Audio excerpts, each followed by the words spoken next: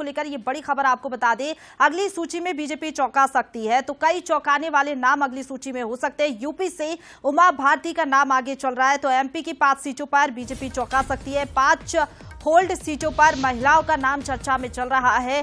उमा भारती हमने देखा कि लोकसभा चुनाव लड़ने की इच्छा भी जता चुकी हैं और वो कई बार ये कह चुकी हैं कि वो चुनाव लड़ना चाहती हैं, लेकिन कहां से चुनाव लड़ेंगी, कौन सी वो सीट होगी, ये अभी फिलहाल तय नहीं है। आज 3 बजे प्रेस कॉन्फ्रेंस भी उमा भारती करेंगी। तो 5 सीटों को लेकर लगातार सस्पेंस बरकरार है और ये कहा जा रहा है कि महिलाओं को तरजीह देते हुए पार्टी नजर आएगी। कैसे बीजेपी चौंकाती है, इस पर सभी की नजरें रहेंगी।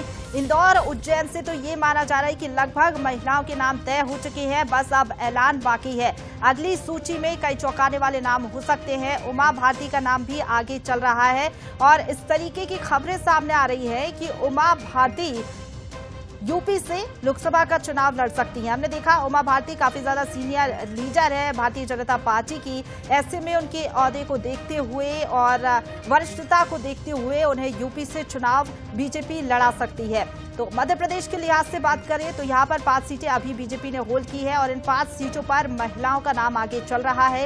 यहाँ पर महिलाओं को तवज्जो पार्टी दे सकती है। उमा भारती के लिहाज से अगर बात करें तो वो लोकसभा चुनाव लड़ने की इच्छा कई बार जता चुकी है। वो ये कह चुकी है कि 2024 में वो चुनाव में उतरते हुए नजर आएगी। आज अगर बात करें तो 3 बजे प्रेस कॉन्फ्रेंस भी वो करेंगी। प्रेस कॉन्फ्रेंस में क्या कुछ वो कहती है, इस पर भी सभी की नजरें रहेंगी।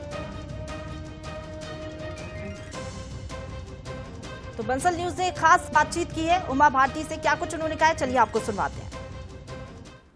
और अभी भी आपने कहा है कि 2024 के लिए नड्डा जी बताएंगे उमा जी क्या करेंगी। हमने अपनी बात बता दी कि हमें तो चुनाव लड़ना, अब तुम नहीं कहोगे तो नहीं लड़ेंगे और तुम कहोगे तो लड़ेंगे, तो हम क्यों कहें जी। पूरे टाइम अपने में करते रहे, अच्छा थोड़ा लगता है। और अभी भी आपने कहा है कि 2024 के लिए नड्डा जी बताएंगे उमा जी क्या करेंगी। हमने अपनी बात बता दी कि हमें तो चुनाव लड़ना, अब तुम नहीं कहोगे तो नहीं लड़ेंगे और तुम कहोगे तो लड़ेंगे, तो हम क्यों कहें जी। पूरे टाइम अपने में करते रहे, अच्छा थोड़ा लगता है। तो ये जो आप बातचीत देख रहे थे, ये बंसल न्यूज ने कुछ समय पहले बातचीत की थी जब उन्होंने लोकसभा चुनाव लड़ने की इच्छा जताई थी, लेकिन अब उनका नाम आगे चल रहा है। माना यह जा रहा है कि उत्तर प्रदेश से वो चुनाव लड़ सकती है, पार्टी उन्हें मौका दे सकती है।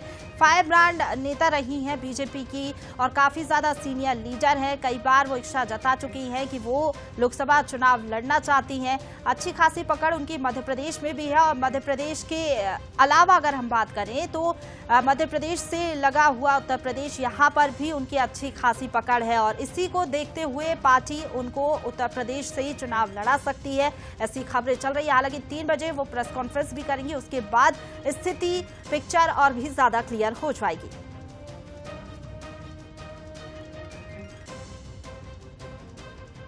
और चलिए आगे बढ़ेंगे। जिस तरीके से ये खबरें चल रही है, इसी पर ज्यादा बातचीत के लिए सीधा रुख करेंगे। हमारे साथ न्यूज हेड शरद द्विवेदी जी फोन लाइन पर जुड़ गए हैं। सर, जिस तरीके से सीनियर लीडर है उमा भारती और कई बार ये इच्छा भी जता चुकी हैं कि लोकसभा चुनाव लड़ना चाहती हैं, लेकिन आपको क्या लग रहा है, क्या उत्तर प्रदेश से चुनावी समर में वो उतर सकती है? देखिए, मध्य प्रदेश में जिस तरह 24 सीटें डिक्लेयर हुई हैं और जो 5 सीटें बची हैं, उन सीटों पर देखें उज्जैन, इंदौर या धार, तो ये वो सीटें हैं जो उमा जी के अगर उनके व्यक्तित्व और उनकी योग्यता को देखें तो उस दृष्टि से ये ऐसी सीट्स नहीं है। यहाँ से ट्रेडिशनल और पारंपरिक जो उम्मीदवार आते हैं उन्हीं उम्मीदवारों को जगह मिलेगी। और इंदौर और उज्जैन की बात करें तो यहाँ से महिला उम्मीदवारों की चर्चा है।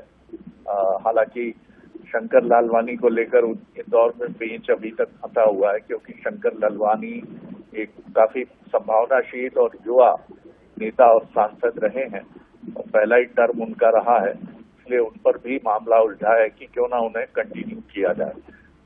उमा जी की अगर बात करें तो निश्चित तौर पर ऐसा लगता है कि उन्हें मौका मिल सकता है अगर कहीं से, तो वो उत्तर प्रदेश ही हो सकता है, जहां से वो एक बार विधानसभा का चुनाव भी जीती हैं और लोकसभा चुनाव भी जीती हैं। तो उमा जी को उत्तर प्रदेश भेजा जा सकता है और ये बात उन्होंने भी बार बार दोहराई है, प्रशंसा की। जेपी नड्डा जी से पूछिए आप ये सवाल। हाँ, मैंने ये जरूर कहा है कि 2024 में मैं सक्रिय राजनीति में लोकसभा चुनाव के माध्यम से फिर वापसी करने के इच्छुक हूँ। वैसे आज शाम 4 बजे वो पत्रकारों से मुखातिब होगी तो हो सकता है अगर उन्हें कोई मैसेज मिला हो दिल्ली से या वो कोई अपने मन की बात कहना चाहें तो जरूर आज उमा जी इसका खुलासा भी कर सकती हैं। जी फिलहाल बहुत शुक्रिया आपका हमारे साथ जुड़ने के लिए और बातचीत के लिए शरद जी। लेकिन